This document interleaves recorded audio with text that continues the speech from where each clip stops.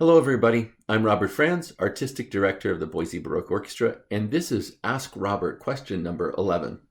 You wrote in, are the instruments that are played today in a Baroque orchestra essentially the same instruments as they existed when the compositions were first written and first performed? The answer to that question is yes and no. Basically, composers were thinking when they wrote a violin piece or an oboe piece of an instrument that's very similar to the ones that we have today. The difference, of course, was the sound and some of the technologies that came later after the Baroque period that helped change those instruments and help perfect them and make them a little bit easier to play and a little bit more accurate. So, for instance, string instruments, as you all know, used different bows. We're going to talk about that in another question, but at Boise Baroque Orchestra, we just bought a whole new set of Baroque bows. They used different strings. So the strings weren't wire bound the way that they are today, but they were rather gut strings. So the sound is a little bit softer.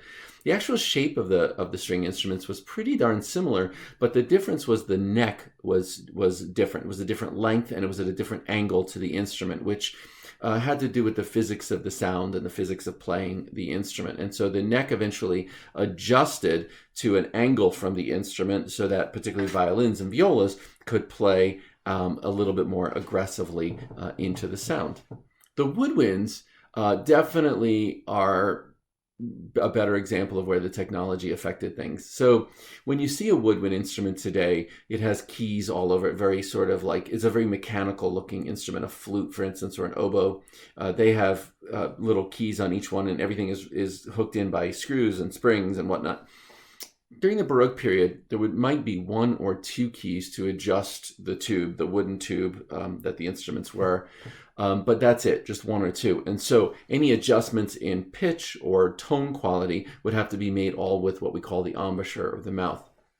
Over the course of history, of course, many more keys were added and the intonation and the sound became much more solidified and equalized as it went up and down the register.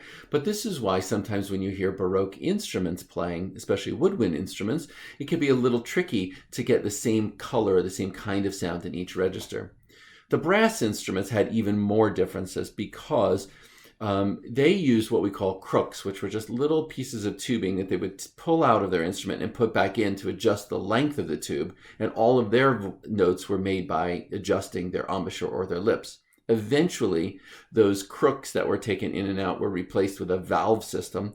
This was about the end of the 18th century, beginning of the 19th century. These valves were put into the instruments so that they could just use their fingers, and that would change the length of the tubes.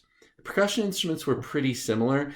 The one big difference is that the heads of the drums were often made during the Baroque period out of some sort of skin-like, calf-like material, as opposed to a synthetic material, of course.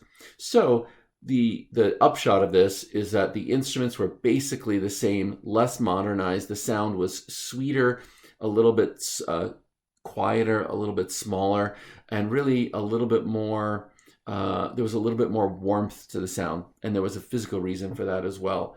As time went on, musicians wanted brighter sounds so that they could reach into bigger halls. But for the Baroque period, mainly the size of the halls were small enough that this sweet, beautiful, clear sound of the Baroque instruments was just perfect. That's your question number 11.